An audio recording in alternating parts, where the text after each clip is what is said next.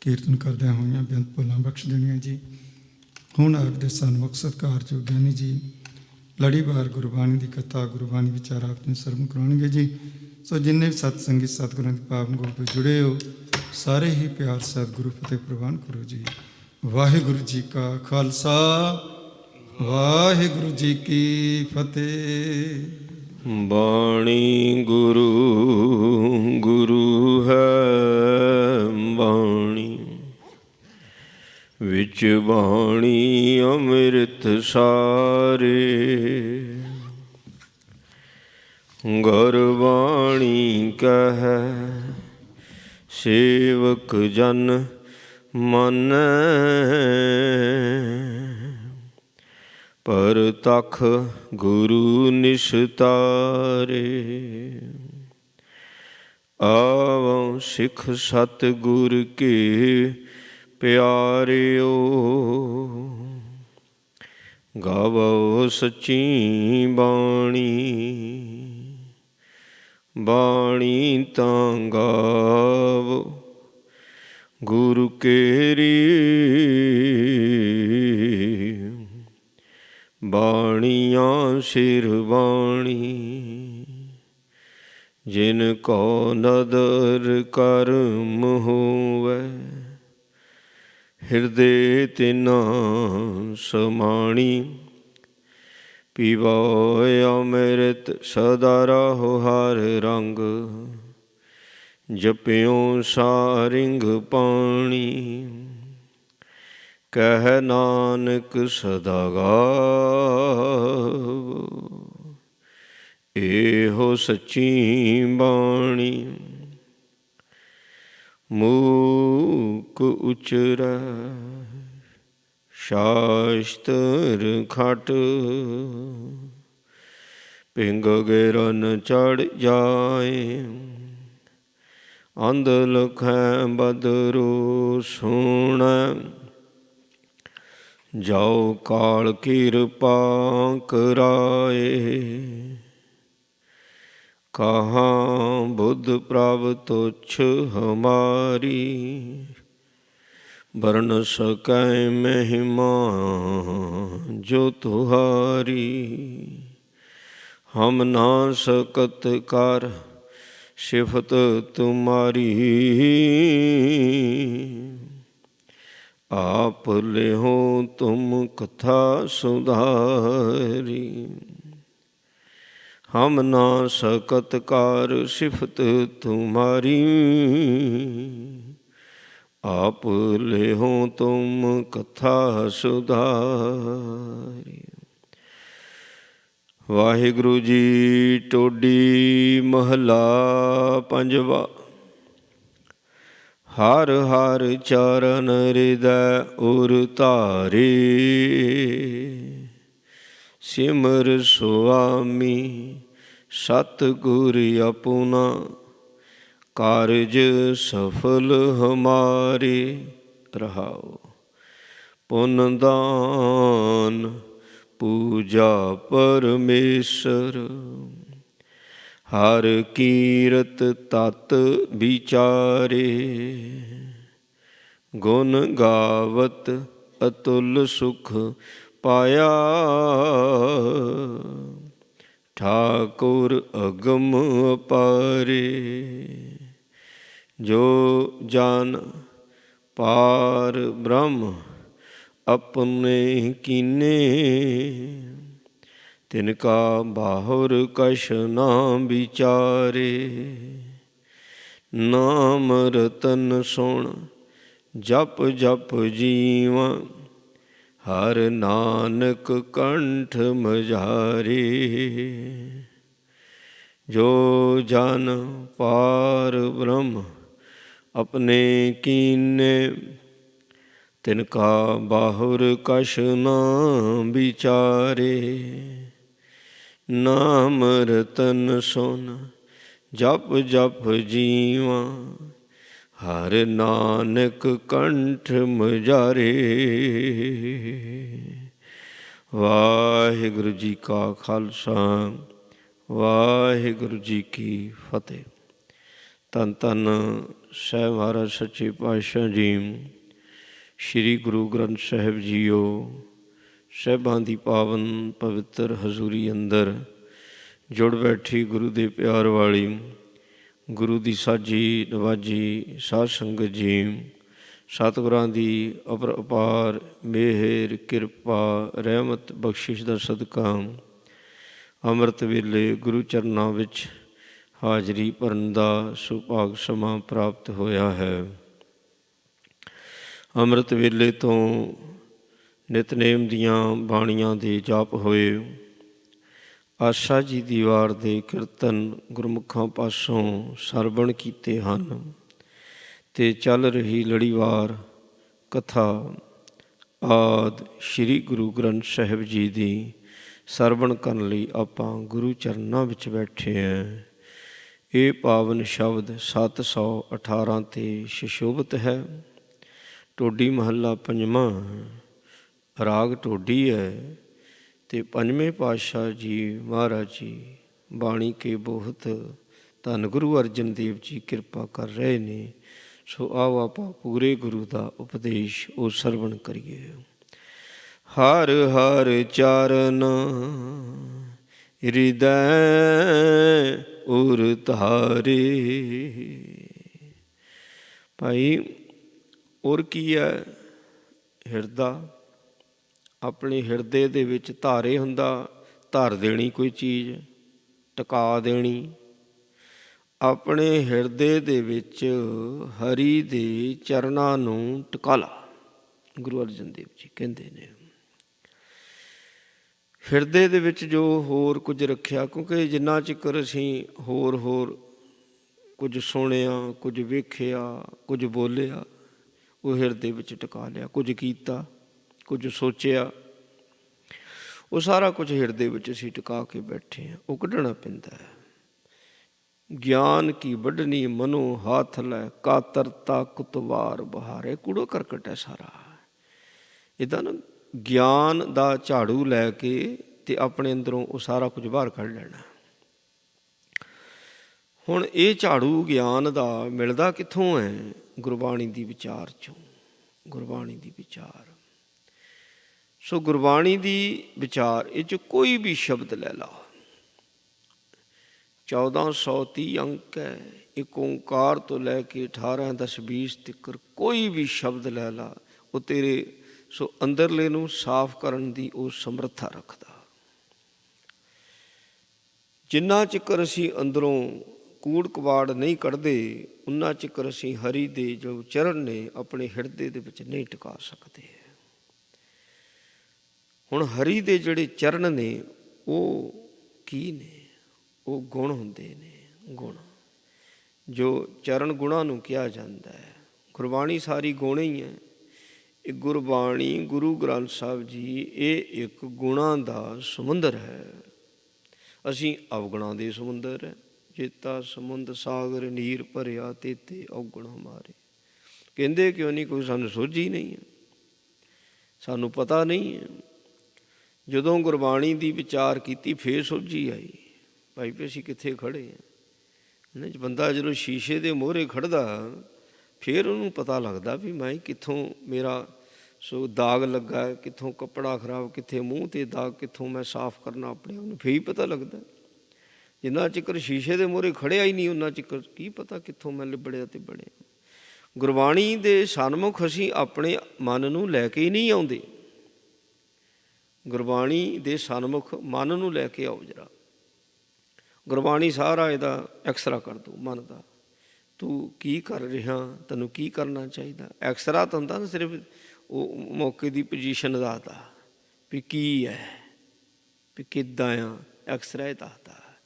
ਪਰ ਗੁਰਬਾਣੀ ਇੱਕ ਐਕਸਰਾ ਜਿਹੜਾ ਇਹਨੇ ਵੀ ਇਹ ਵੀ ਦੱਸਣਾ ਵੀ ਤੂੰ ਕੀ ਹੈ, ਤੇਰੀ ਪੋਜੀਸ਼ਨ ਕੀ ਹੈ, ਅਤੇ ਨਾਲ ਇਹ ਵੀ ਗਾਈਡ ਗੁਰਬਾਣੀ ਕਰ ਦਿੰਦੀ ਤੂੰ ਕਰਨਾ ਕੀ ਹੈ।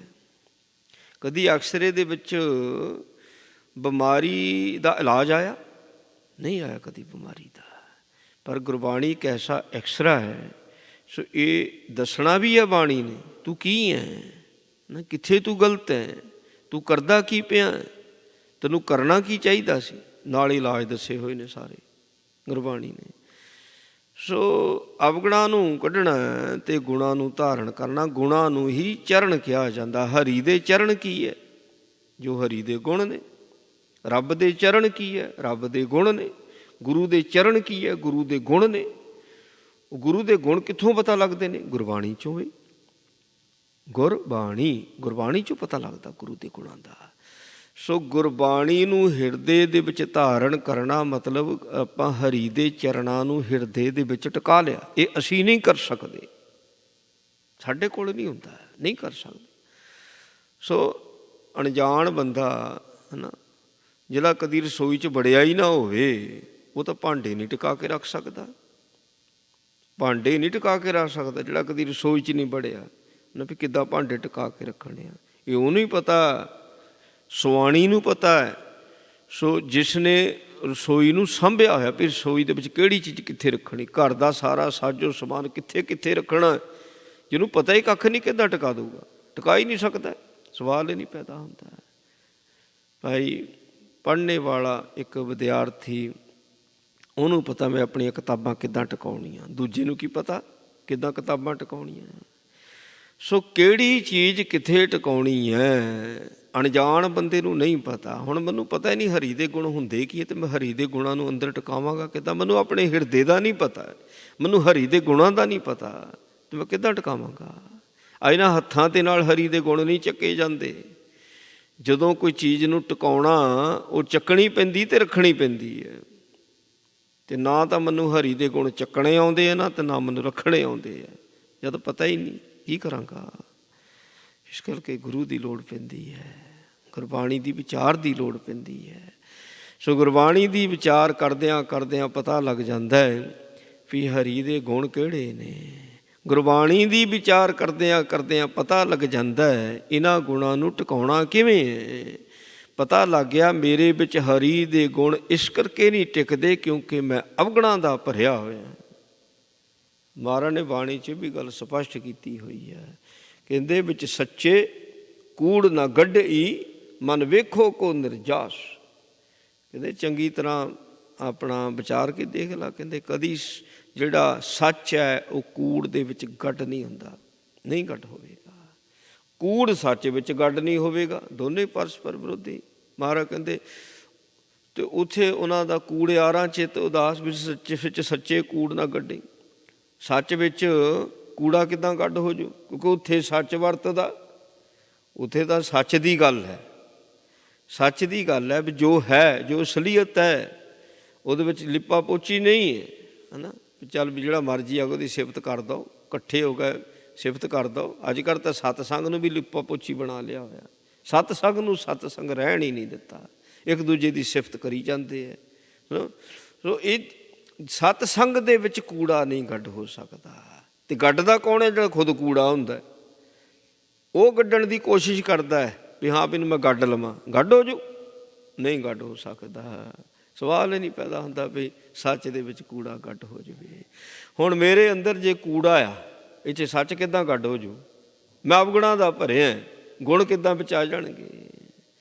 ਸੋ ਇਹ ਗੁਰਬਾਣੀ ਦੀ ਵਿਚਾਰ ਕਰਦਿਆਂ ਕਰਦਿਆਂ ਕਰਦਿਆਂ ਜਿਹੜੇ ਅਵਗੁਣ ਜਿਹੜੇ ਨੇ ਉਹਨਾਂ ਨੂੰ ਕੱਢਿਆ ਜਾਂਦਾ ਵਾ, ਜਿਹੜੇ ਗੁਣ ਨੇ ਉਹ ਟਿਕਾਏ ਜਾਂਦੇ ਨੇ। ਸੋ ਇਹ ਸਾਰਾ ਕੰਮ ਰੱਬ ਕਰਦਾ, ਆਪ ਕਰਾਉਂਦਾ ਆ। ਕਰਾਉਂਦਾ ਵੀ ਕਿਹਦੇ ਪਾਸੋਂ ਹੈ? ਉਹ ਕਰਨ ਕਾਰਨ ਸਮਰੱਥ ਹੈ ਨਾ, ਉਹ ਕਰਨ ਕਾਰਨ ਸਮਰੱਥ ਹੈ ਭਾਈ।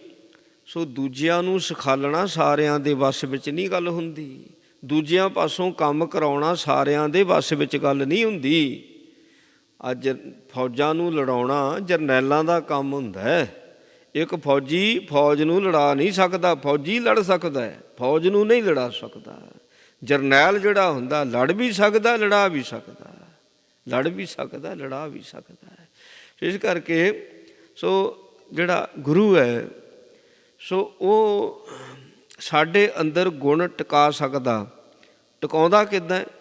ਉਹ ਸਾਡੇ ਕੋਲ ਨਹੀਂ ਟਿਕਾਉਂਦਾ, ਭਗਤ ਕੋਲ ਨਹੀਂ ਟਿਕਾਉਂਦਾ, ਸਿੱਖ ਕੋਲ ਨਹੀਂ ਟਿਕਾਉਂਦਾ, ਕਿਉਂਕਿ ਉਹਨੂੰ ਉਹ ਕਰ ਸਕਦਾ, ਗੁਰੂ ਕਰ ਸਕਦਾ ਹੈ। ਸੇਵਾ ਕਿਹਨੇ ਕਰਨੀ ਹੈ? ਗੁਰੂ ਸਿੱਖ ਨੇ, ਸਿੱਖ ਨੇ ਹੀ ਸੇਵਾ ਕਰਨੀ, ਗੁਰੂ ਨੇ ਥੋੜ੍ਹੀ ਕਰਨੀ ਹੈ। ਬਾਣੀ ਕਿਨੇ ਪੜ੍ਹਨੀ ਹੈ? ਸਿੱਖ ਨੇ। ਬਾਣੀ ਦੀ ਵਿਚਾਰ ਕਿਨੇ ਕਰਨੀ? ਸਿੱਖ ਨੇ। ਸਤ ਸੰਗਤ ਦੀ ਕਿਹਨੂੰ ਲੋੜ ਹੈ? ਸਿੱਖ ਨੂੰ। ਸਿੱਖ ਨੂੰ ਹੀ ਲੋੜ ਹੈ ਸਤ ਸੰਗਤ ਦੀ। ਸੋ ਉਹ ਗੁਰੂ ਕਰਨ ਸਮਰੱਥ ਹੈ। ਗੁਰੂ ਇਸ ਤਰੀਕੇ ਦੇ ਨਾਲ ਆਪਣੇ ਸਿੱਖ ਨੂੰ ਟ੍ਰੇਨਡ ਕਰਕੇ ਸੋ ਉਹਨੂੰ ਉੱਦਾਂ ਦਾ ਬਣਾ ਦਿੰਦਾ, ਪਰਫੈਕਟ ਬਣਾ ਦਿੰਦਾ। ਉਹ ਬੜੀ ਆਸਾਨੀ ਦੇ ਨਾਲ ਸੋ ਗੁਰਬਾਣੀ ਦੀ ਵਿਚਾਰ ਕਰਕੇ ਗੁਣ ਚੱਕਦਾ ਅਤੇ ਆਪਣੇ ਹਿਰਦੇ ਵਿੱਚ ਟਿਕਾਉਂਦਾ ਅਤੇ ਉਹਨੂੰ ਫਿਰ ਪਤਾ ਲੱਗ ਜਾਂਦਾ। ਉਹ ਗੱਲ ਕਰਦੇ ਹੁੰਦੇ ਹਰ ਹਰ ਚਰਨ। ਇਹ ਜਿਹੜੇ ਗੁਰਬਾਣੀ ਦੇ ਵਿੱਚ ਜੋ ਗੁਣ ਨੇ ਹਰੀ ਦੇ ਚਰਨ ਹਿਰਦੈ ਉਰ ਉਤਾਰੇ, ਇਹ ਭਾਈ ਹਿਰਦੇ ਵਿੱਚ ਟਿਕਾਉਣ ਵਾਸਤੇ ਹੈ। ਅਸੀਂ ਇੱਕ ਸਿਰ ਵੈਸੇ ਇੱਕ ਨੌਲੇਜ ਹੈ ਜੀ, ਗੁਰੂ ਸਾਡੇ ਇੱਦਾਂ ਕਹਿੰਦੇ ਆ, ਮੇਰਾ ਗੁਰੂ ਇਹ ਕਹਿ ਰਿਹਾ ਆ ਔਰ ਮੈਂ ਨਹੀਂ ਮੰਨਣ ਨੂੰ ਤਿਆਰ, ਮੈਂ ਨਹੀਂ ਮੰਨਦਾ ਇਸ ਗੱਲ ਨੂੰ। ਮੈਂ ਤਾਂ ਜਿਹੜੀ ਗੱਲ ਗੁਰੂ ਨੇ ਕਹੀ ਦੱਸ ਦੇਣਾ ਗਾ, ਵਿਦਵਾਨਾਂ ਦੀ ਗੱਲ ਜੋ ਵਿਚਾਰ ਕਰਕੇ ਉਹ ਵੀ ਪੂਰੀ ਵਿਚਾਰ ਨਹੀਂ ਹੁੰਦੀ।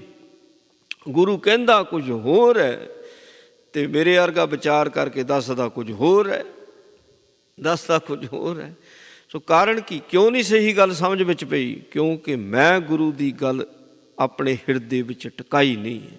ਜਿਨ੍ਹਾਂ ਨੇ ਗੁਰੂ ਦੀ ਗੱਲ ਨੂੰ ਹਿਰਦੇ ਦੇ ਵਿੱਚ ਟਿਕਾਇਆ ਹੁੰਦਾ ਸੋ ਉਹ ਸਹੀ ਗੱਲ ਗਾਹਾਂ ਟਰਾਂਸਫਰ ਕਰ ਦਿੰਦੇ ਨੇ। ਉਹਨਾਂ ਦੀ ਡਿਊਟੀ ਹੁੰਦੀ ਹੈ ਭਾਈ, ਉਹਨਾਂ ਦੀ ਡਿਊਟੀ ਇਹੀ ਹੁੰਦੀ ਹੈ, ਸਹੀ ਪਤੇ 'ਤੇ ਸਹੀ ਚੀਜ਼ ਪਹੁੰਚਾਉਣੀ। ਮੈਸੇਂਜਰ ਰੱਬ ਦੇ ਹਜ਼ੂਰ ਅੱਗੇ ਕਿਰਪਾ ਕਰਦੇ। ਸਿਮਰ ਸੁਆਮੀ ਸਤਿਗੁਰ ਆਪਣਾ, ਕਾਰਜ ਸਫਲ ਹਮਾਰੇ। ਸੋ ਵਿਗੜੇ ਹੋਏ ਕਾਰਜ ਤਾਂ ਆਪਣੇ ਨੇ, ਗੁਰੂ ਦਾ ਥੋੜ੍ਹੀ ਕੋਈ ਕੰਮ ਵਿਗੜਿਆ ਹੋਇਆ।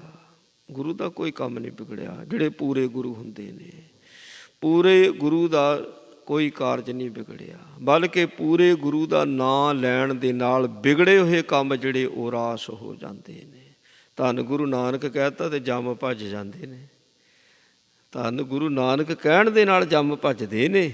ਧੰਨ ਗੁਰੂ ਨਾਨਕ ਕਹਿਣ ਦੇ ਨਾਲ ਹੀ ਵਿਘਨ ਵਿਨਾਸ਼ਨ ਹੋ ਜਾਂਦੇ ਨੇ, ਸਾਰੇ ਵਿਘਨ ਦੂਰ ਹੋ ਜਾਂਦੇ ਨੇ। ਮਤਲਬ ਵਿਗੜੇ ਤੋਂ ਵਿਗੜਾ ਕਾਰਜ ਜਿਹੜਾ ਇਹ ਗੁਰੂ ਦਾ ਨਾਂ ਲੈਣ ਦੇ ਨਾਲ ਹੀ ਠੀਕ ਹੋ ਜਾਂਦਾ ਹੈ। ਸਿਮਰ, ਸਿਮਰ ਹੁੰਦਾ ਸੁਆਮੀ ਸਤਿਗੁਰ ਆਪਣਾ। ਦੇਖੋ ਸੁਆਮੀ ਸ਼ਬਦ ਵਰਤਿਆ, ਸਤਿਗੁਰ ਵਰਤਿਆ, ਨਾਲ ਸ਼ਬਦ ਆਪਣਾ ਵਰਤ ਦਿੱਤਾ ਵੀ ਆਪਣਾ। ਹੁਣ ਗੁਰੂ ਨਾਨਕ ਦੇ ਲੜ ਲੱਗੇ ਹੈ ਅਤੇ ਆਪਣਾ ਸਤਿਗੁਰੂ ਗੁਰੂ ਗ੍ਰੰਥ ਸਾਹਿਬ, ਗੁਰਬਾਣੀ ਆਪਣਾ ਸਤਿਗੁਰ ਹੈ। ਅਤੇ ਗੁਰਬਾਣੀ ਨੇ ਸਾਡੇ ਸੰਸਾਰਕ ਕਾਰਜ ਵੀ ਕਰਨੇ ਨੇ ਅਤੇ ਗੁਰਬਾਣੀ ਨੇ ਸਾਡੇ ਪਰਲੋਕ ਦੇ ਕਾਰਜ ਵੀ ਕਰਨੇ ਨੇ। ਸੋ ਸੰਸਾਰਕ ਕੰਮ ਵੀ ਅਤੇ ਪਰਲੋਕ ਦੇ ਕੰਮ ਵੀ ਇਹ ਨਾਲ ਨਾਲ ਕਰਨੇ ਪੈਂਦੇ ਨੇ। ਮਰ ਕੇ ਪਰਲੋਕ ਦਾ ਕੰਮ ਨਹੀਂ ਤੂੰ ਕਰ ਸਕਦਾ, ਮਰ ਕੇ ਨਾ ਤੂੰ ਸੰਸਾਰ ਦਾ ਕਰ ਸਕਦਾ ਨਾ ਤੂੰ ਪਰਲੋਕ ਦਾ ਕਰ ਸਕਦਾ। ਜਿੰਨਾ ਚਿਕਰ ਤੂੰ ਜਿਉਂਦਾ ਹੈ ਉਨਾ ਚਿਕਰ ਫਿਰ ਤੂੰ ਸੰਸਾਰ ਦਾ ਕਾਰਜ ਵੀ ਸਵਾਰ ਸਕਦਾ ਅਤੇ ਪਰਲੋਕ ਦਾ ਕਾਰਜ ਵੀ ਸਵਾਰ ਸਕਦਾ ਹੈ। ਇਸ ਕਰਕੇ ਇਹ ਕੋਸ਼ਿਸ਼ ਨਾਲ ਦੀ ਨਾਲ ਇਹ ਕਰਿਆ ਕਰ, ਨਾਲ ਦੀ ਨਾਲ ਦੋ ਦੋ ਚੀਜ਼ਾਂ ਨੇ ਸਾਰੇ, ਦੋ ਪੈਰ, ਦੋ ਹੱਥ, ਦੋ ਅੱਖਾਂ ਦਿੱਤੀਆਂ ਹੋਈਆਂ ਨੇ, ਇਕੱਠੇ ਕੰਮ ਕਰਦੇ ਨੇ। ਅਤੇ ਸੰਸਾਰ ਅਤੇ ਇਸ ਸੰਸਾਰ ਦਾ ਕੰਮ ਅਤੇ ਪਰਲੋਕ ਦਾ ਕੰਮ ਸੋ ਇਹ ਇਕੱਠੇ ਸਵਾਰੇ ਜਾਂਦੇ ਨੇ। ਜਿਨ੍ਹਾਂ ਦਾ ਸੰਸਾਰ ਸਵਰ ਗਿਆ ਉਹਨਾਂ ਦਾ ਪਰਲੋਕ ਸਵਰ ਗਿਆ। ਅਤੇ ਸਾਨੂੰ ਪਤਾ ਹੀ ਨਹੀਂ ਸੰਸਾਰ ਕਿੱਦਾਂ ਸਵਾਰਨਾ, ਸਾਨੂੰ ਪਤਾ ਹੀ ਨਹੀਂ ਹੈ। ਬਹੁਤੀ ਮਾਇਆ ਇਕੱਠੀ ਕਰ ਲਈ, ਚੰਗਾ ਖਾ ਪੀ ਲਿਆ ਹਾਂਜੀ, ਅਤੇ ਚਾਰ ਲੋਕ ਇਕੱਠੇ ਕਰ ਲਏ ਅਤੇ ਚਲੋ ਰਾਜਾ ਮਹਾਰਾਜਾ ਬਣ ਗਿਆ। ਇਹਨੂੰ ਸੰਸਾਰ ਸਵਾਰਨਾ ਕਹਿੰਦੇ ਨੇ? ਨਹੀਂ, ਸੰਸਾਰ ਸਵਾਰਨਾ ਉਹ ਹੁੰਦਾ ਕਿ ਇੱਥੇ ਧਰਮ ਕਮਾਉਂਦਾ, ਜਿਹੜਾ ਜੋ ਧਰਮ ਕਮਾਉਂਦਾ ਉਹ ਸੰਸਾਰ ਸਵਾਰਦਾ। ਸੋ ਆਪਣਾ ਕੰਮ ਜਿਹੜਾ ਆ ਉਹਦੇ ਵਿੱਚ ਕੋਈ ਉਹ ਖੋਟ ਨਹੀਂ ਰੱਖਦਾ, ਆਪਣੇ ਕੰਮ ਦੇ ਕਿਸੇ ਦੇ ਹੱਕ ਨਹੀਂ ਮਾਰਦਾ, ਹੱਕ ਨਹੀਂ ਮਾਰਦਾ ਅਤੇ ਕਿਸੇ ਨੂੰ ਗਲਤ ਗਾਈਡ ਨਹੀਂ ਕਰਦਾ। ਖੋਟ ਨਹੀਂ ਰੱਖਣੀ, ਬਸ ਜੋ ਸਹੀ ਹੈ ਉਹ ਪ੍ਰਗਟ ਕਰ ਦੇਣੀ ਹੈ, ਜੋ ਸਹੀ ਉਹ ਆਪਣੇ ਆਪ 'ਤੇ ਵੀ ਲਾਗੂ ਕਰਨੀ ਹੈ। ਦੂਜਾ ਪੁੱਛਦਾ ਉਸਨੂੰ ਵੀ ਸਹੀ ਦੱਸਣਾ। ਪੁੱਛਦਾ ਤਾਂ ਕਬੀਰ ਸਾਹਿਬ ਜੀ ਕਹਿੰਦੇ ਜੇ ਕੋਈ ਪੁੱਛੇ ਤਾਂ ਦੱਸੋ, ਉਂਝੇ ਨਾ ਜਾ ਕੇ ਆਪਣਾ ਸਿਰ ਅੜਾ ਦਿਓ। ਬਿਨ ਗੁਣ ਗਾਹਕ ਵੇਚੀਐ ਤਉ ਗੁਣ ਸਾਗੋ ਜਾਏ, ਗੁਣ ਕਾ ਗਾਹਕ ਜੇ ਮਿਲੈ ਤਉ ਗੁਣ ਲਾਖ ਵਿਕਾਏ। ਇਹ ਸੰਸਾਰ ਸਵਾਰਨਾ ਹੁੰਦਾ, ਇਹਦੇ ਨਾਲ ਮਨ 'ਤੇ ਬੋਝ ਨਹੀਂ ਪੈਂਦਾ ਹੈ। ਜੇ ਦੱਸਣਾ ਕੁਝ ਹੋਰ, ਕਰਨਾ ਕੁਝ ਹੋਰ, ਸੋ ਮਨ ਹੋਰ ਮੁੱਖ ਹੋਰ ਇੱਦਾਂ ਦਾ ਸਿਸਟਮ ਬਣਾ ਕੇ ਰੱਖੋ। ਇਹ ਸੰਸਾਰ ਵਿਗਾੜਦੇ ਪਏ। ਲੇਖੇ ਬਣ ਗਏ ਤਾਂ ਸੰਸਾਰ ਵਿਗੜ ਗਿਆ, ਲੇਖੇ ਸੁਲਝ ਗਏ ਤੇ ਸੰਸਾਰ ਸਵਰ ਗਿਆ। ਜਿਨ੍ਹਾਂ ਦਾ ਸੰਸਾਰ ਸਵਰ ਜਾਂਦਾ ਉਹਨਾਂ ਦਾ ਪਰਲੋਕ ਸਵਰ ਜਾਂਦਾ। ਜਿਨ੍ਹਾਂ ਨੇ ਇੱਥੇ ਧਰਮ ਕਮਾਇਆ ਉਹਨਾਂ ਦਾ ਪਰਲੋਕ ਸੰਵਰਦਾ। ਧਰਮ ਕੀ ਹੈ? ਆਪਣਾ ਫਰਜ਼ ਨਿਭਾਉਣਾ। ਜੋ ਆਪਣਾ ਫਰਜ਼ ਹੈ ਉਹ ਨਿਭਾਉਣਾ ਚਾਹੀਦਾ, ਉਹਨੂੰ ਧਰਮ ਕਿਹਾ ਜਾਂਦਾ ਹੈ। ਉਹ ਕਿੱਦਾਂ ਨਿਭਦਾ? ਮਹਾਰਾਜ ਨੇ ਉਹ ਦੱਸਿਆ, ਕਹਿੰਦੇ ਭਾਈ ਆਪਣੇ ਸਤਿਗੁਰੂ ਨੂੰ ਹਮੇਸ਼ਾ ਯਾਦ ਰੱਖਿਆ ਕਰ, ਫਿਰ ਤੂੰ ਆਪਣਾ ਧਰਮ ਜਿਹੜਾ ਨਿਭਾ ਸਕਦਾ। ਮਹਾਰਾਜ ਕਹਿੰਦੇ ਬਾਣੀ ਬ੍ਰਹਮਾ ਵੇਦ ਧਰਮ ਦ੍ਰਿੜੋ, ਹੈ ਨਾ। ਬਾਣੀ ਜਿਹੜੀ ਹੈ ਸੋ ਇਹਦੀ ਵਿਚਾਰ ਕਰੋ, ਬਾਣੀ ਪੜ੍ਹੋ, ਇਹਦੇ ਨਾਲ ਧਰਮ ਵਿੱਚ ਦ੍ਰਿੜਤਾ ਆਵੇਗੀ। ਪਾਪ ਤਜਾਇਆ ਬਲਰਾਮ ਜੀ। ਜਦੋਂ ਧਰਮ ਵਿੱਚ ਦ੍ਰਿੜਤਾ ਹੋ ਜਾਂਦੀ ਉੱਥੇ ਪਾਪ ਦੌੜ ਜਾਂਦਾ, ਪਾਪ ਛੱਡ ਜਾਂਦਾ, ਪਾਪ ਭੱਜ ਜਾਂਦਾ। ਜਦੋਂ ਸੂਰਜ ਨਿਕਲ ਜਾਂਦਾ ਹਨੇਰਾ ਕਿੱਥੇ ਜਾਂਦਾ ਬਈ? ਹਨੇਰਾ ਰਹਿੰਦਾ, ਉਹਦਾ ਦੌੜਦੇ ਰਾਹ ਨਹੀਂ ਲੱਭਦਾ। ਜਦੋਂ ਅੰਦਰ ਗੁਰਬਾਣੀ ਦੇ ਗਿਆਨ ਦਾ ਚਾਨਣ ਹੋ ਜਾਂਦਾ ਉੱਥੇ ਫਿਰ ਅਗਿਆਨਤਾ ਦਾ ਹਨੇਰਾ ਰਹਿੰਦਾ। ਜਦੋਂ ਅੰਦਰ ਗੁਣ ਆ ਗਿਆ, ਜਦੋਂ ਮੈਨੂੰ ਗੁਣਾਂ ਦੀ ਸੋਝੀ ਪੈ ਗਈ ਵੀ ਆਹ ਗੁਣ ਨੇ ਤੇ ਆਹ ਗੁਣ ਨੇ, ਤੇ ਅਵਗੁਣ ਖਰੀਦੂੰਗਾ, ਅਵਗੁਣ ਲਵਾਂਗਾ? ਨਹੀਂ ਲਵਾਂਗਾ। ਜਦ ਪਤਾ ਹੀ ਲੱਗ ਗਿਆ ਵੀ ਆਹ ਸੋਨਾ ਤੇ ਆਹ ਪਿੱਤਲ ਹੈ। ਜਿੰਨਾ ਚਿਰ ਨਹੀਂ ਸੀ ਪਤਾ ਮੈਂ ਪਿੱਤਲ ਨਹੀਂ ਸੋਨਾ ਸਮਝੀ ਗਿਆ, ਜਿੰਨਾ ਚਿਰ ਨਹੀਂ ਸੀ ਪਤਾ। ਹੁਣ ਪਤਾ ਲੱਗ ਗਿਆ ਵੀ ਆਹ ਸੋਨਾ ਤੇ ਆਹ ਪਿੱਤਲ, ਮੈਂ ਪਿੱਤਲ ਚੁੱਕੂੰਗਾ? ਨਹੀਂ ਚੁੱਕੂੰਗਾ, ਮੈਂ ਸੋਨਾ ਚੱਕਾਂਗਾ। ਸੋ ਇਸੇ ਤਰ੍ਹਾਂ ਜਦੋਂ ਆਪਣੇ ਸਵਾਮੀ, ਸਾਡਾ ਸਵਾਮੀ ਜਿਹੜਾ ਗੁਰਬਾਣੀ, ਸਾਡਾ ਸਤਿਗੁਰੂ ਗੁਰਬਾਣੀ ਆਪਣਾ, ਹੈ ਨਾ। ਤੇ ਬਗਾਨਾ ਜਾਣ ਕੇ ਨਹੀਂ, ਅਸੀਂ ਤਾਂ ਬਗਾਨਾ ਜਾਣ ਕੇ ਸਿਮਰਦੇ ਆਪਣੇ ਗੁਰੂ ਨੂੰ, ਬਗਾਨਾ ਜਾਣ ਕੇ। ਜਦੋਂ ਲੋੜ ਹੁੰਦੀ ਉਦੋਂ ਬਾਣੀ ਪੜ੍ਹ ਲਈ, ਜਦੋਂ ਮੈਨੂੰ ਲੋੜ ਪਈ, ਜਦੋਂ ਨਹੀਂ ਲੋੜ ਉਦੋਂ ਨਹੀਂ ਪੜ੍ਹੀ। ਇਹ ਬਗਾਨਾ ਹੀ ਸਮਝਿਆ, ਫਿਰ ਉਦੋਂ ਬਗਾਨਾ ਹੀ ਸਮਝਿਆ। ਸੋ ਆਪਣਾ ਹੁੰਦਾ ਵੀ ਸਿਮਰਨਾ ਹੀ ਸਿਮਰਨਾ, ਔਰ ਪਹਿਲ ਦੇ ਆਧਾਰ 'ਤੇ, ਪਹਿਲ ਦੇ ਆਧਾਰ 'ਤੇ ਵੀ ਆਪਣਾ ਕੰਮ ਪਹਿਲਾਂ ਕਰਨਾ, ਦੂਜਾ ਸਮਾਂ ਹੋਊ ਤਾਂ ਕਰ ਲਵਾਂਗੇ ਦੂਜੇ ਦਾ। ਕਹੀਦਾ ਨਾ ਆਪਾਂ, ਉਹ ਘਰ ਦਾ ਕੰਮ ਪਹਿਲੋਂ ਕਰੀਦਾ, ਆਪਣਾ ਕੰਮ ਪਹਿਲੋਂ ਕਰੀਦਾ। ਅਤੇ ਆਪਣੇ ਸਤਿਗੁਰੂ ਨੂੰ ਯਾਦ ਕਰਨਾ ਇਹ ਸਭ ਤੋਂ ਪਹਿਲਾ ਕੰਮ ਹੈ। ਇਸੇ ਕਰਕੇ ਮਹਾਰਾਜ ਕਹਿੰਦੇ ਭਾਈ ਸਭ ਤੋਂ ਪਹਿਲਾਂ ਜਦੋਂ ਉੱਠਣਾ ਹੈ ਨਾ ਇਸ਼ਨਾਨ ਪਾਨ ਕਰਕੇ ਤਾਂ ਉਹਦਾ ਸਿਮਰਨ ਕਰ। ਇਹ ਆਪਣਾ ਕੰਮ ਹੈ, ਆਪਣੇ ਸੁਆਮੀ ਦਾ।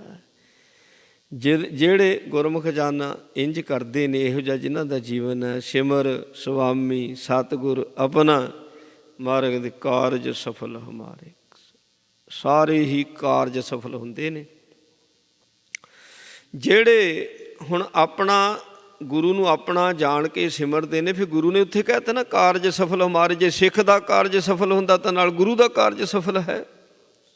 ਜੇ ਮੈਂ ਗੁਰੂ ਨੂੰ ਆਪਣਾ ਜਾਣਿਆ, ਆਪਣਾ ਜਾਣ ਕੇ ਉਹਨੂੰ ਮੈਂ ਯਾਦ ਕੀਤਾ, ਆਪਣਾ ਜਾਣ ਕੇ ਉਸ ਨੂੰ ਮੈਂ ਸਿਮਰਿਆ, ਅਤੇ ਫਿਰ ਗੁਰੂ ਨੇ ਨਾਲ ਹੀ ਕਹਿਤਾ ਵੀ ਭਾਈ ਗੁਰਸਿੱਖਾ, ਇਕੱਲਾ ਤੇਰਾ ਹੀ ਨਹੀਂ ਕਾਰਜ ਸਫਲ ਹੋਇਆ, ਨਾਲ ਮੇਰਾ ਵੀ ਕਾਰਜ ਸਫਲ ਹੋਇਆ।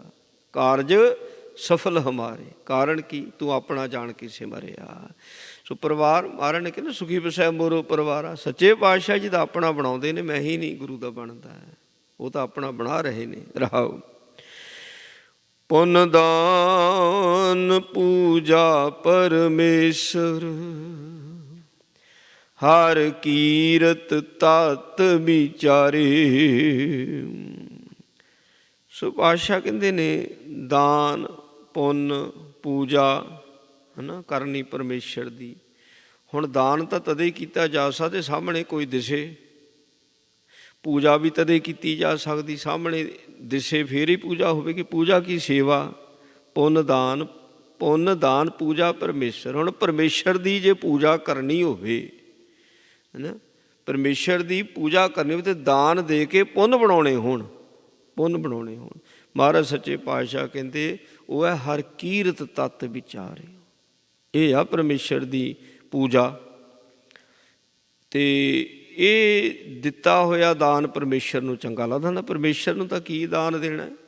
ਸੋ ਦਾਨ ਲੋੜਵੰਦ ਨੂੰ ਦਾਨ ਦੇਈਦਾ ਨਾ। ਅਤੇ ਇੱਥੇ ਗੁਰੂ ਸਾਹਿਬ ਜੀ ਕਹਿੰਦੇ ਨੇ, ਕਹਿੰਦੇ ਭਾਈ ਸੋ ਉਹਦੀ ਕੀਰਤੀ ਦੀ ਵਿਚਾਰ ਕਰਨੀ ਹੈ, ਮਤਲਬ ਵੀ ਵਿਚਾਰ ਕਰਕੇ ਕੋਈ ਚੰਗੀ ਗੱਲ ਕਿਸੇ ਨੂੰ ਦੱਸਣੀ ਹੈ, ਇਹ ਹੈ ਦਾਨ। ਪਰਮੇਸ਼ਰ ਦੀ ਗੱਲ ਨੂੰ ਦੂਸਰੇ ਤਾਈਂ ਪਹੁੰਚਾ ਦੇਣਾ, ਉਹ ਵੀ ਜਿਹੜਾ ਲੋੜਵੰਦ ਹੈ ਔਰ ਚਿੰਤਾ ਦੇ ਨਾਲ ਗ੍ਰਸਤ ਹੈ, ਜਿਹਨੂੰ ਕੋਈ ਰਾਹ ਨਹੀਂ ਦਿਸਦਾ, ਉਲਝ ਉਲਝ ਗਿਆ ਵੀ ਕੀ ਕਰਾਂ, ਕਿੱਥੇ ਜਾਵਾਂ, ਸਿਰ ਥੱਲੇ ਸਿੱਟ ਲੈ, ਕਿਉਂਕਿ ਮਨ ਡੋਲ ਗਿਆ, ਮਨ ਡਿੱਗ ਗਿਆ। ਜਦੋਂ ਮਨ ਡਿੱਗਦਾ ਤਨ ਨੇ ਤਾਂ ਡਿੱਗਣਾ ਹੀ ਡਿੱਗਣਾ, ਕੋਈ ਬਾਂਹ ਨਹੀਂ ਫੜਦਾ। ਅਤੇ ਫਿਰ ਉਹ ਜਿਹੜੀ ਹਰੀ ਦੀ ਕੀਰਤੀ ਹੈ ਨਾ, ਰੱਬ ਦੀ ਜਿਹੜੀ ਗੱਲ ਹੈ ਜੋ ਤੇਰੇ ਕੋਲ ਹੈ, ਦਾਨ ਵੀ ਤਾਂ ਉਹੀ ਕਰ ਸਕਦਾ ਜੇ ਜਿਹਦੇ ਕੋਲ 4 ਪੈਸੇ ਹੈਗੇ ਆ। ਜਿਹਦੇ ਕੋਲ ਆਪਣੇ ਕੋਲ ਹੀ ਕੁਝ ਨਹੀਂ, ਦਾਨ ਕੀ ਦੇਵੇਗਾ, ਉਹ ਦਾਨ ਕੀ ਕਰੇਗਾ। ਜਿਸ ਦੇ ਕੋਲ ਆਪਣੇ ਕੋਲ ਹੀ ਗਿਆਨ ਨਹੀਂ ਹੈ, ਜਿਹੜਾ ਖੁਦ ਚਿੰਤਾਗ੍ਰਸਤ ਹੈ, ਸੋ ਜਿਹੜਾ ਅੱਠੇ ਪਰ ਆਪ ਮੰਦੀ ਹਾਲਤ ਹੈ ਜਿਸ ਦੀ, ਕੀ ਕਰਾਂ ਕੀ ਨਾ ਕਰਾਂ, ਦੂਸਰੇ ਨੂੰ ਕੀ ਸਮਝਾ ਸਕਦਾ। ਜਿਸ ਦੇ ਕੋਲ ਗੁਰਬਾਣੀ ਦਾ ਗਿਆਨ ਹੈ, ਜਿਸ ਨੇ ਗੁਰਬਾਣੀ ਤੱਤ ਦੀ ਵਿਚਾਰ ਕੀਤੀ ਹੋਈ ਹੈ ਔਰ ਆਪਣੀਆਂ ਸਾਰੀਆਂ ਸਮੱਸਿਆਵਾਂ, ਸਾਰੀਆਂ ਮੁਸ਼ਕਲਾਂ ਨੂੰ ਗੁਰੂ ਸ਼ਬਦ ਨਾਲ ਹੱਲ ਕੀਤਾ ਹੋਇਆ, ਭੰਡਾਰਾ ਉਸ ਦੇ ਕੋਲ ਗੁਰਬਾਣੀ ਦੇ ਗਿਆਨ ਦਾ ਹੈ, ਅਤੇ ਫਿਰ ਜਿਹੜਾ ਲੋੜਵੰਦ ਹੈ ਉਸ ਨੂੰ ਇਹ ਗਿਆਨ ਦੇਵੇ ਵੀ। ਮਹਾਰਾਜ ਕਹਿੰਦੇ ਸੋ ਹਰਿ ਕਾ ਨਾਮ ਧਿਆਏ ਸੁਣ, ਸਭਨਾ ਨੂੰ ਕਰ ਦਾਨ। ਉਹ ਤਾਂ ਸਭਨਾ ਦਾ ਮਤਲਬ ਹੈ ਜੇ ਭਾਈ ਕੋਈ ਤੇਰੇ ਕੋਲੋਂ ਪੁੱਛਦਾ ਹੈ ਨਾ, ਉਹਦੀ ਜਾਤ ਨਾ ਵਿਚਾਰ, ਹੈ ਨਾ। ਸੋ ਫਿਰ ਲੋਭ ਨਾ ਕਰ ਵੀ ਇਹ ਕੁਝ ਦੇਵੇ ਤਾਂ ਮੈਂ ਦੇਵਾਂ, ਲੋਭ ਨਾ ਕਰ ਕਿਸੇ ਚੀਜ਼ ਦਾ। ਫਿਰ ਜੇ ਲੋਭ ਕਰਕੇ ਕੁਝ ਦਿੰਦਾ ਆ ਅਤੇ ਉਹ ਫਿਰ ਦਾਨ ਨਹੀਂ ਮੰਨਿਆ ਜਾਂਦਾ। ਉਹ ਤਾਂ ਉਹਦੀ ਕੀਮਤ ਤੂੰ ਲੈ ਲੈ ਨਾ, ਉਹਦੀ ਤਾਂ ਤੂੰ ਕੀਮਤ ਪਹਿਲਾਂ ਹੀ ਲਾ ਲਈ ਆਪਣੇ ਮਨ ਦੇ ਵਿੱਚ। ਉਹ ਹਰੀ ਦੀ ਕੀਰਤੀ ਹੋ ਹੀ ਨਹੀਂ ਸਕਦੀ। ਜਿਹੜਾ ਹਰੀ ਦਾ ਸੌਦਾ, ਨਾਮ ਦਾ ਸੌਦਾ, ਗੁਰਬਾਣੀ ਦਾ ਗਿਆਨ ਹੈ, ਤਾਂ ਵੇਚਿਆ ਹੀ ਨਹੀਂ ਜਾ ਸਕਦਾ, ਨਾ ਤਾਂ ਖਰੀਦਿਆ ਜਾ ਸਕਦਾ, ਨਾ ਵੇਚਿਆ ਜਾ ਸਕਦਾ। ਇਹਦੀ ਕੋਈ ਕੀਮਤ ਲਾ ਸਕਦਾ, ਇਹਦੀ ਕੋਈ ਕੀਮਤ ਨਹੀਂ ਲਾ ਸਕਦਾ। ਉਹ ਭੁੱਲੇ ਹੋਏ ਨੇ ਜਿਹੜੇ ਇਹਦੀ ਕੀਮਤ ਦਿੰਦੇ ਨੇ ਅਤੇ ਲੈਂਦੇ ਨੇ, ਮਤਲਬ ਉਹਨਾਂ ਨੇ ਕੀਮਤ ਲਾ ਲਈ। ਉਹ ਫਿਰ ਗੁਰਬਾਣੀ ਦਾ ਗਿਆਨ ਪੂਰਾ ਨਹੀਂ ਉਹਨਾਂ ਦੇ ਕੋਲ, ਗੁਰਬਾਣੀ ਦਾ ਗਿਆਨ ਅਧੂਰਾ। ਲੈਣੇ ਵਾਲੇ ਵੀ ਅਧੂਰੇ ਨੇ ਅਤੇ ਦੇਣੇ ਵਾਲੇ ਵੀ ਅਧੂਰੇ ਨੇ। ਹੁਣ ਮਹਾਰਾਜ ਪਾਤਸ਼ਾਹ ਜਦੋਂ ਦਾਨ ਦੀ ਗੱਲ ਕਰਦੇ ਨਾ, ਦਾਨ, ਸੋ ਇਹ ਜਿਹੜਾ ਦਾਨ ਆ ਨਾ ਗੁਰਬਾਣੀ ਦੇ ਗਿਆਨ ਦਾ, ਸੋ ਜਦੋਂ ਲੋੜਵੰਦ ਨੂੰ ਦਿੰਦਾ, ਇਹ ਰੱਬ ਦੀ ਪੂਜਾ ਹੈ। ਉਸ ਦੀ ਕੀਰਤੀ ਦੀ ਵਿਚਾਰ ਕਰਨੀ ਰੱਬ ਦੀ ਪੂਜਾ ਹੈ। ਅਤੇ ਇਹ ਉਹਦੀ ਕੀਰਤੀ ਹੈ ਕਿੱਥੇ? ਗੁਰਬਾਣੀ ਦੇ ਵਿੱਚ ਹੈ। ਇਹ ਨਹੀਂ ਵੀ ਸਾਜ਼ਾਂ ਦੇ ਨਾਲ ਹੀ ਉਹਦੀ ਕੀਰਤੀ ਹੁੰਦੀ, ਨਾ ਭਾਈ, ਗੁਰਬਾਣੀ ਦੀ ਵਿਚਾਰ ਹੀ ਉਸ ਦੀ ਅਸਲ ਕੀਰਤੀ ਹੈ। ਅਤੇ ਮਹਾਰਾਜ ਸੱਚੇ ਪਾਤਸ਼ਾਹ ਸਾਨੂੰ ਇਹੋ ਹੀ ਦੱਸਦੇ ਨੇ, ਇਹੋ ਹੀ ਦਾਨ ਹੈ, ਇਹੋ ਹੀ ਪੂਜਾ ਕਿਹਦੀ? ਪਰਮੇਸ਼ਰ ਦੀ। ਕਹਿੰਦੇ ਗੁਣ ਗਾਵਤ ਅਤੁਲ ਸੁਖ ਪਾਇਆ, ਠਾਕੁਰ ਅਗਮ ਅਪਾਰੇ। ਸੋ ਜਿਹੜੇ ਮਾਇਆਵੀ ਸੁੱਖ ਨੇ ਇਹ ਤੋਲੇ ਹੋਏ ਨੇ, ਇਹ ਤੋਲੇ ਹੋਏ ਨੇ। ਚਾਹੇ ਖਾਣ ਪੀਣ ਦਾ ਸੁੱਖ ਹੈ, ਉਹਦੀ ਵੀ ਲਿਮਟ ਹੈ। ਤੋਲੇ ਹੋਣ ਤੋਂ ਭਾਵ ਹੁੰਦਾ ਉਹਦੀ ਹੱਦਬੰਦੀ ਹੈ, ਉਹਦੀ ਲਿਮਟ ਹੈ। ਚਾਹੇ ਲੀੜਾ ਕੱਪੜਾ ਪਾਉਣਾ, ਇਹ ਸੁੱਖ, ਗਹਿਣੇ ਗੱਟੇ ਪਾਉਣੇ, ਤੋਲੇ ਹੋਏ ਨੇ ਸਾਰੇ, ਲਿਮਟ ਹੈ ਇਹਨਾਂ ਦੀ। ਸੋ ਸੋਹਣੇ ਆਲੀਸ਼ਾਨ ਮੰਦਰ ਬਣਾ ਕੇ ਉਹਨਾਂ 'ਚ ਰਹਿਣਾ, ਤੋਲੇ ਹੋਏ ਸੁੱਖ ਨੇ, ਲਿਮਟ ਹੈ ਇਹਨਾਂ ਦੀ। ਸਾਰਾ ਕੁਝ ਜੋ ਮਾਇਆਵੀ ਸੁੱਖ ਹੈ ਉਹ ਤੋਲਿਆ ਹੋਇਆ, ਜੋ ਦੁੱਖ ਹੈ ਉਹ ਵੀ ਤੋਲਿਆ ਹੋਇਆ। ਸੁੱਖ ਮਾਇਆ ਆਪ ਤੁਲਦੀ ਪਈ ਹੈ। ਇਹ ਮਾਇਆਵੀ ਦੁੱਖ ਸੁੱਖ ਸਾਰੇ ਤੋਲੇ ਹੋਏ ਨੇ। ਪਰ ਮਹਾਰਾਜ ਸੱਚੇ ਪਾਤਸ਼ਾਹ ਕਹਿੰਦੇ ਅਤੁੱਲ ਸੁੱਖ ਤਾਂ ਇੱਕੋ ਹੀ ਹੈ। ਸੋ ਕਿਹੜਾ? ਰੱਬ ਦੇ, ਪਰਮੇਸ਼ਰ ਦੇ ਗੁਣਾਂ ਦਾ ਗਾਇਨ ਕਰਕੇ ਜੋ ਸੁੱਖ ਪ੍ਰਾਪਤ ਹੁੰਦਾ ਹੈ, ਉਸ ਸੁੱਖ ਨੂੰ ਤੋਲਿਆ ਨਹੀਂ ਜਾ ਸਕਦਾ। ਜਿਹੜੀ ਚੀਜ਼ ਤੋਲੀ ਨਾ ਜਾਵੇ ਉਸ ਨੂੰ ਵੇਚਿਆ ਨਹੀਂ ਜਾ ਸਕਦਾ, ਖਰੀਦਿਆ ਨਹੀਂ ਜਾ ਸਕਦਾ। ਨਾ ਵੇਚਿਆ ਜਾ ਸਕਦਾ, ਨਾ ਖਰੀਦਿਆ ਜਾ ਸਕਦਾ ਹੈ। ਸੋ ਉਹ ਤਾਂ, ਉਸ ਨੂੰ ਤਾਂ ਮੰਗਿਆ ਜਾ ਸਕਦਾ, ਮੰਗਿਆ। ਅਤੇ ਇਹ ਜਿਹੜਾ ਗੁਰਬਾਣੀ ਦੇ ਰਸ ਦਾ ਸੁੱਖ ਹੈ, ਇਹ ਗੁਰੂ ਦਿੰਦਾ ਸਾਨੂੰ, ਗੁਰੂ। ਅਤੇ ਗੁਰੂ ਤੋਂ ਮੰਗਿਆ ਜਾ ਸਕਦਾ। ਭਿਖਾਰੀ ਬਣ ਕੇ ਹਮ ਭੀਖ ਭਿਖਾਰੀ ਤੇਰੇ ਤੂੰ, ਨਿਜਪਤ ਹੈ ਦਾਤਾ ਹੋ ਦਿਆਲ ਨਾਮ ਦੇਹੋ ਮੰਗਤ ਜਨ ਕੋ ਸਦਾ ਰਹੋ। ਰੰਗ ਰਾਤਾ ਜਿਹੜਾ ਸ਼ਬਦ ਵਰਤਿਆ ਨਾ, ਇਹ ਸੁੱਖ ਹੈ। ਜਿੰਨਾ ਚਿਕਰ ਰੰਗ ਦੇ ਵਿੱਚ ਰਤਿਆ ਨਹੀਂ ਜਾਂਦਾ, ਸੁੱਖ ਨਹੀਂ ਹੋ ਸਕਦਾ। ਗੁਰਬਾਣੀ ਗਾਉਣ ਨੂੰ ਤਾਂ ਸਾਰੇ ਹੀ ਗਾਉਂਦੇ ਨੇ, ਸਾਰੇ ਹੀ ਪੜ੍ਹਦੇ ਨੇ। ਅਸੰਖਾਂ ਨੇ, ਅਸੰਖਾਂ ਨੇ ਜਿਹੜੇ ਗੁਰਬਾਣੀ ਗਾ ਰਹੇ ਨੇ, ਸੁਣ ਰਹੇ ਨੇ, ਪੜ੍ਹ ਰਹੇ ਨੇ, ਪੜ੍ਹਾ ਰਹੇ ਨੇ। ਪਰ ਰੱਤੇ ਹੋਏ ਕਿੰਨੇ ਨੇ? ਰੱਤੇ ਹੋਏ ਬੜੇ ਘੱਟ ਨੇ। ਜਿਨ੍ਹਾਂ ਨੇ ਮੰਗਿਆ, ਜਿਨ੍ਹਾਂ ਨੇ ਮੰਗਿਆ ਵੀ ਮੈਨੂੰ ਸੋ ਐਸੀ ਮੇਰੇ 'ਤੇ ਕਿਰਪਾ ਕਰ, ਮੈਂ ਚਾਹੇ ਗੁਰਬਾਣੀ ਪੜ੍ਹਾਂ, ਸੁਣਾ, ਗਾਵਾਂ, ਵਿਚਾਰਾਂ, ਰੱਤਿਆ ਹੋਇਆ, ਉਹਦੇ 'ਚ ਸੁੱਖ ਹੈ। ਇਹ ਅਤੁੱਲ ਹੈ, ਇਹਦੀ ਕੋਈ ਕੀਮਤ ਨਹੀਂ ਹੈ, ਇਸ ਦੀ ਕੋਈ ਕੀਮਤ ਨਹੀਂ ਹੁੰਦੀ। ਠਾਕੁਰ ਅਗਮ ਅਪਾਰੇ, ਜਿਸ ਨੂੰ ਅਤੁੱਲ ਸੁੱਖ ਦੀ ਪ੍ਰਾਪਤੀ ਹੁੰਦੀ ਹੈ ਸੋ ਉਹਨੂੰ ਪਤਾ ਵੀ ਠਾਕੁਰ ਕੌਣ ਹੈ। ਜਿਹਦੇ ਕੋਲ ਅਤੁੱਲ ਸੁੱਖ ਨਹੀਂ, ਗੁਰਬਾਣੀ ਦਾ ਆਨੰਦ ਨਹੀਂ, ਉਹਨੇ ਤਾਂ ਪੱਥਰ ਨੂੰ ਠਾਕੁਰ ਕਹੀ ਜਾਣਾ। ਨਹੀਂ, ਠਾਕੁਰ ਇੱਕ ਜਾਤ ਵੀ ਹੈ, ਉਹ ਵੀ ਕਹਿੰਦੇ ਠਾਕਰ ਜੀ ਕਹਿੰਦੇ ਰਹੇ। ਉਹ ਕਈ ਆਪਣੇ ਆਪ ਨੂੰ ਠਾਕਰ ਕਹਿੰਦੇ, ਕਹਾਉਂਦੇ ਕਿ ਕਹਿੰਦੇ ਨੇ ਕਿ ਦੂਜਿਆਂ ਨੂੰ ਠਾਕੁਰ ਕਹਿੰਦੇ ਨੇ। ਉਹ ਠਾਕੁਰ ਥੋੜ੍ਹੀ ਕਿ ਪੱਥਰ ਨੂੰ ਠਾਕੁਰ ਮੰਨੀ ਬੈਠੇ ਨੇ। ਪਰ ਜਦੋਂ ਗੁਰਬਾਣੀ ਦਾ ਅਤੁੱਲ ਸੁੱਖ ਪ੍ਰਾਪਤ ਹੋਇਆ, ਉਹ ਪਤਾ ਲੱਗਾ ਭਈ ਠਾਕੁਰ ਕੌਣ ਹੁੰਦਾ। ਠਾਕੁਰ ਹੁੰਦਾ ਜਿਹੜਾ ਮਨ ਨੂੰ ਠਾਕ ਦੇਵੇ, ਮਨ ਨੂੰ ਰੋਕ ਦੇਵੇ, ਮਨ ਨੂੰ ਕੀਲ ਦੇਵੇ, ਉਸ ਨੂੰ ਠਾਕੁਰ ਕਿਹਾ ਜਾਂਦਾ ਹੈ। ਉਹ ਹੈ ਸ਼ਬਦ। ਸ਼ਬਦ ਤੋਂ ਬਿਨਾਂ ਮਨ ਨੂੰ ਕੀਲਿਆ ਨਹੀਂ ਜਾ ਸਕਦਾ, ਰੋਕਿਆ ਨਹੀਂ ਜਾ ਸਕਦਾ। ਫਿਰ ਪਤਾ ਲੱਗਦਾ ਗੁਰਬਾਣੀ ਹੀ ਅਗਮ ਹੈ। ਅਗਮ ਕਿਹਨੂੰ ਕਿਹਾ ਜਾਂਦਾ ਹੈ? ਜਿਹਦੇ ਤੱਕ ਪਹੁੰਚਿਆ ਨਾ ਜਾ ਸਕੇ, ਜਿਸ ਨੂੰ ਕੋਈ ਗਮ ਨਾ ਹੋਵੇ, ਕੋਈ ਚਿੰਤਾ, ਕੋਈ ਫਿਕਰ ਨਾ ਹੋਵੇ। ਇੱਕ ਸ਼ਬਦ ਗੁਰੂ ਹੈ ਜਿਸ ਨੂੰ ਕੋਈ ਚਿੰਤਾ ਨਹੀਂ, ਕੋਈ ਫਿਕਰ ਨਹੀਂ ਹੈ, ਜਿਸੇ ਤੱਕ ਪਹੁੰਚਿਆ ਨਹੀਂ ਜਾ ਸਕਦਾ। ਅਸੀਂ ਇਨਸਾਨੀ ਦਿਮਾਗ ਵਾਲੇ ਗੁਰਬਾਣੀ ਗਿਆਨ ਤੱਕ ਪਹੁੰਚ ਨਹੀਂ ਸਕਦੇ। ਉਹ ਤਾਂ ਆਪ ਸਾਡੀ ਬੁੱਧੀ ਨੂੰ ਫੜ ਕੇ ਲੈ ਕੇ ਜਾਂਦਾ ਹੈ, ਅਸੀਂ ਨਹੀਂ ਜਾ ਸਕਦੇ। ਗੁਰਬਾਣੀ ਕੀ ਕਹਿੰਦੀ ਹੈ ਨਾ, ਸਾਨੂੰ ਨਹੀਂ ਪਤਾ ਲੱਗਦਾ। ਅਪਾਰ ਪਾਰਾਵਾਰ ਤੋਂ ਰਹਿਤ ਹੈ। ਜਿਨ੍ਹਾਂ ਨੂੰ ਗੁਰਬਾਣੀ ਦਾ ਆਨੰਦ ਆਉਂਦਾ ਉਹ ਇਹ ਗੱਲ ਕਹਿੰਦੇ ਨੇ। ਉਹ ਤਾਂ ਨਗਾਰੇ ਦੀ ਡੰਕੇ ਦੀ ਚੋਟ 'ਤੇ ਗੱਲ ਕਹਿੰਦੇ ਨੇ। ਕਹਿੰਦੇ ਭਾਈ ਉਹ ਅਗਮ ਹੈ, ਉਹ ਅਪਾਰ ਹੈ। ਜੋ ਜਾਨੋ ਪਾਰ ਬ੍ਰਹਮ ਆਪਣੇ ਕੀਨੇ। ਜਿਨ੍ਹਾਂ ਨੂੰ ਹੁਣ ਜਨ ਤਾਂ ਬੜੇ ਨੇ। ਜਨ ਕੌਣ ਹੁੰਦਾ? ਸੇਵਾ ਕਰਨੇ ਵਾਲਾ। ਸੇਵਾਦਾਰ ਨੂੰ ਹੀ ਜਨ ਕਿਹਾ ਜਾਂਦਾ। ਪਰ ਸਾਰਿਆਂ ਸੇਵਾਦਾਰਾਂ ਨੂੰ ਤਾਂ ਆਪਣਾ ਨਹੀਂ ਬਣਾ ਲੈਂਦਾ ਨਾ। ਜਦੋਂ ਹੀ ਸੇਵਾ ਦੇ ਵਿੱਚ ਰੱਤੀ ਭਰ ਵੀ ਖੋਟ ਆ ਗਈ, ਉਹ ਪਹਿਲੋਂ ਖੋਟ ਕੱਢੂਗਾ। ਪਹਿਲੋਂ ਖੋਟ ਕੱਢਦਾ, ਫਿਰ ਆਪਣਾ ਬਣਾਉਂਦਾ, ਨਹੀਂ ਤਾਂ ਆਪਣਾ ਨਹੀਂ ਬਣਾਉਂਦਾ। ਜਿੰਨਾ ਚਿਕਰ ਅੰਦਰੋਂ ਬਾਹਰੋਂ ਇੱਕ ਨਹੀਂ ਹੋ ਜਾਂਦਾ, ਜੀਓ ਨਿਰਮਲ ਬਾਹਰੋਂ ਨਿਰਮਲ, ਉਨਾ ਚਿਕਰ ਉਹ ਆਪਣਾ ਕਦੀ ਨਹੀਂ ਬਣਾਵੇਗਾ। ਸਵਾਲ ਹੀ ਨਹੀਂ ਪੈਦਾ ਹੁੰਦਾ। ਸਾਨੂੰ ਉਹਦੀ ਲੋੜ ਹੈ, ਉਹਨੂੰ ਸਾਡੀ ਕੋਈ ਲੋੜ ਨਹੀਂ ਹੈ। ਸਾਨੂੰ ਲੋੜ ਉਹਦੇ ਬਣਨ ਦੀ, ਉਹਨੂੰ ਕੋਈ ਲਾਲਚ ਨਹੀਂ ਹੈ ਸਾਨੂੰ ਆਪਣਾ ਬਣਾਉਣ ਦੀ। ਸੋ ਜਿਨ੍ਹਾਂ ਨੂੰ ਉਹ ਆਪਣਾ ਬਣਾਉਂਦਾ, ਜਿਨ੍ਹਾਂ ਸੇਵਕਾਂ ਨੂੰ ਪਾਰ ਬ੍ਰਹਮ ਆਪਣਾ ਬਣਾ ਲੈਂਦਾ, ਤਿਨਕਾ ਬਾਹਰ ਕਛ ਨਾ ਵਿਚਾਰੇ। ਮੁੜ ਕੇ ਫਿਰ ਵਿਚਾਰ ਨਹੀਂ ਕਰਦਾ ਉਹਦੇ ਸੰਬੰਧ 'ਚ। ਭਾਵ ਜਿੰਨਾ ਮਰਜ਼ੀ ਕੋਈ ਕਹੀ ਜਾਵੇ, ਲੈ ਵੀ ਇੱਦਾਂ ਪਿੱਛੋਂ ਇੱਦਾਂ ਸੀਗਾ, ਹੈ ਨਾ, ਇਹਦਾ ਪਹਿਲਾ ਜਨਮ ਇੱਦਾਂ ਦਾ। ਗੁਰੂ ਹਰਗੋਬਿੰਦ ਸਾਹਿਬ ਨੇ ਜਦੋਂ ਆਪਣਾ ਬਣਾ ਲਿਆ ਨਾ ਭਾਈ ਬਿਧੀ ਚੰਦ ਨੂੰ, ਅਤੇ ਆਪਣਾ ਬਣਾ ਲਿਆ। ਹੁਣ ਜਿੰਨਾ ਮਰਜ਼ੀ ਕੋਈ ਕਹੀ ਜਾਵੇ, ਤਾਂ ਚੋਰੀਆਂ ਕਰਦਾ ਹੁੰਦਾ ਸੀ, ਇਹ ਤਾਂ ਲੁੱਟਮਾਰ ਕਰਦਾ ਹੁੰਦਾ ਸੀ ਨਾ। ਹੁਣ ਆਪਣਾ ਬਣਾ ਲਿਆ, ਹੁਣ ਮੋਹਰਾਂ ਲੱਗ ਗਈਆਂ ਪੱਕੀਆਂ, ਹੁਣ ਪੱਕਾ ਬਣ ਗਿਆ। ਹੁਣ ਕਚਿਆਈ ਸਾਰੀ ਬਾਹਰ ਕੱਢ ਦਿੱਤੀ। ਬਣਾਏ ਨਹੀਂ ਸੱਜਣ ਠੱਗ ਕੌਡਾ ਰਾਖਸ਼, ਆਪਣੇ ਬਣਾਏ ਨੇ।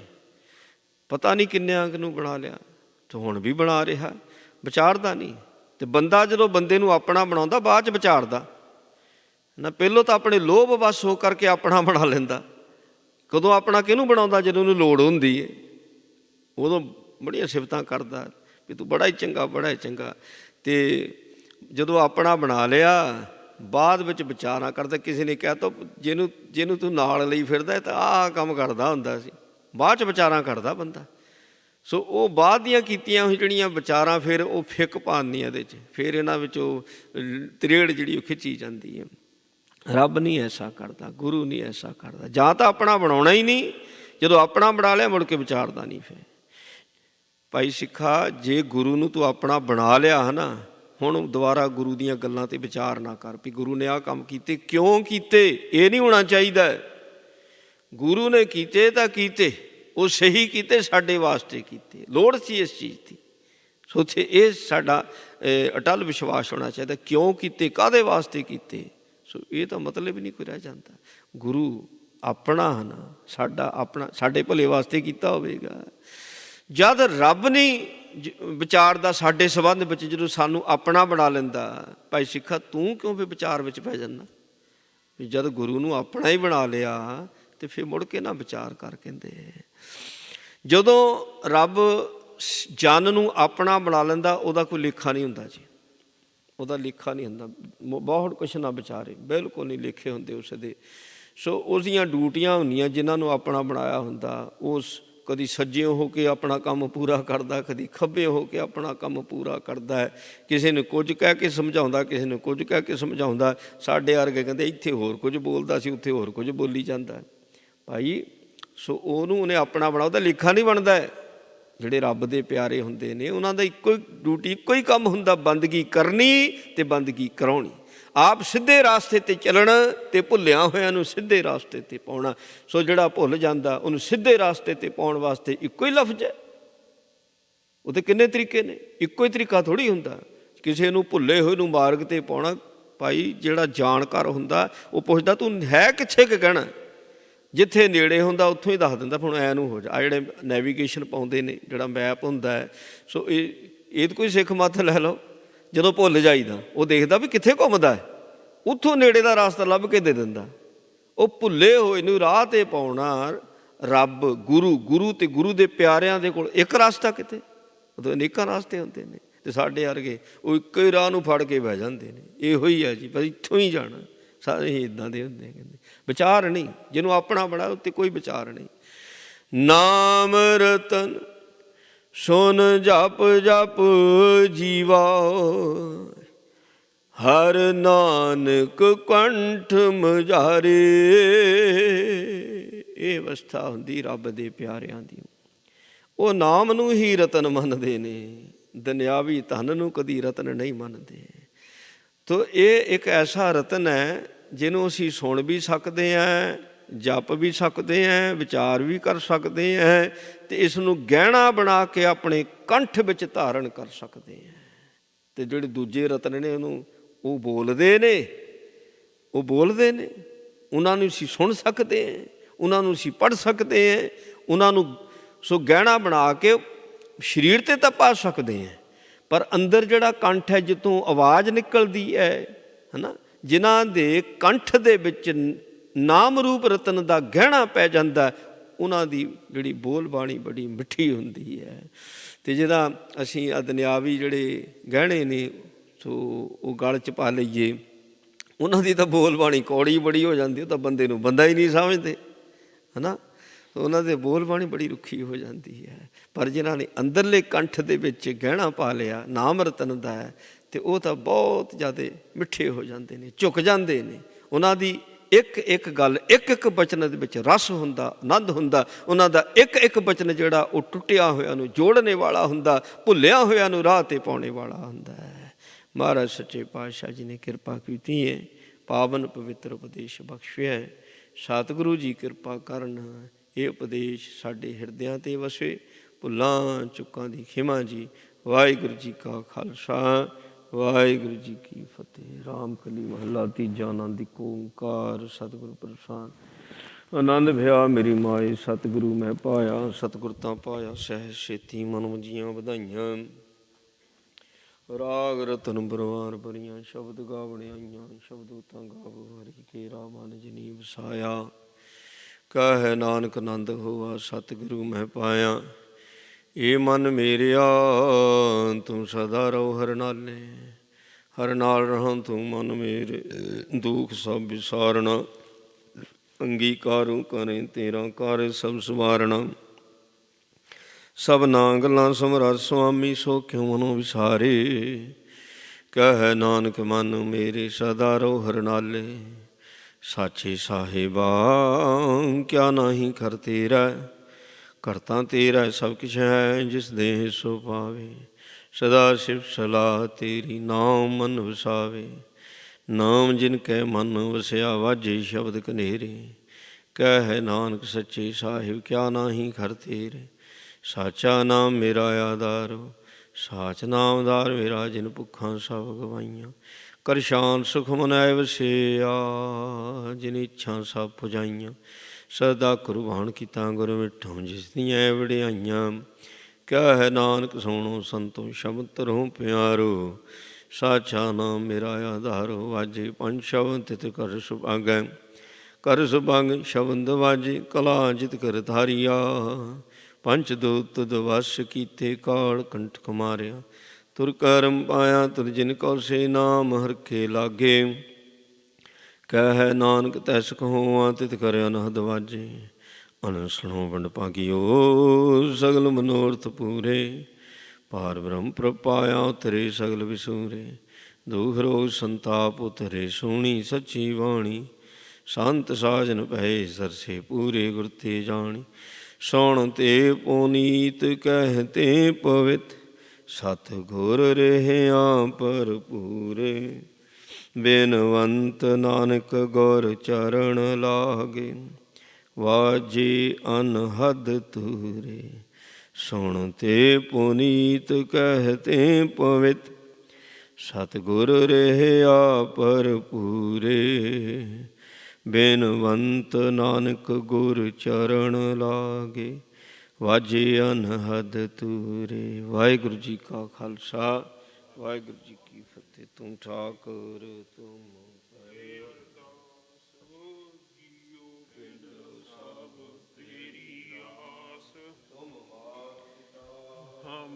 ਬਾਰਕ ਤੇਰੇ, ਤੁਮਰੀ ਕਿਰਪਾ ਮੈਂ ਸੁਚ ਕਨੇਰੇ। ਤੁਮਰਾ ਅੰਤ ਉੱਚੇ ਸੇ ਊਚਾ ਭਗਵੰਤੋ, ਤੁਮਰੇ ਸੂਤਰ ਤਾਰੀ, ਤੁਮ ਤੇ ਹੋਏ ਸੋ ਆਗਿਆਕਾਰੀ। ਤੁਮ ਹੀ ਜਾਨੀ ਨਾਨਕ ਦਾਸ ਸਦਾ ਕੁਰਬਾਨੀ।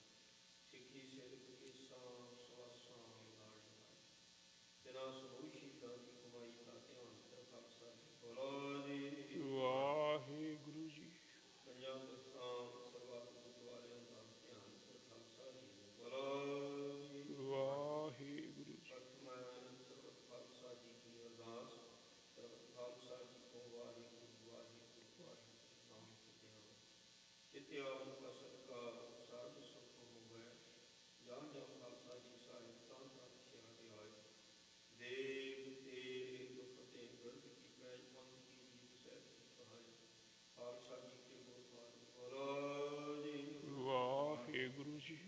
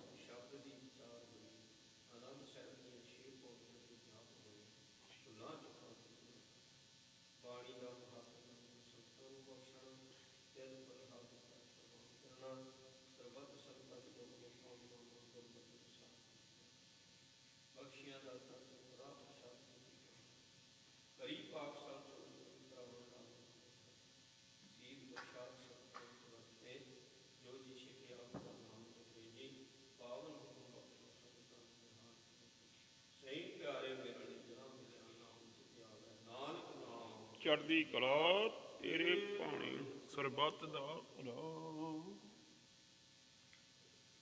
ਵਾਹਿਗੁਰੂ ਜੀ ਕਾ ਖਾਲਸਾ ਵਾਹਿਗੁਰੂ ਜੀ ਕੀ ਫਤਿਹ। ਕਾਲ ਕੀ ਤਵੀ ਚਲਾਇਓ ਪੰਥ,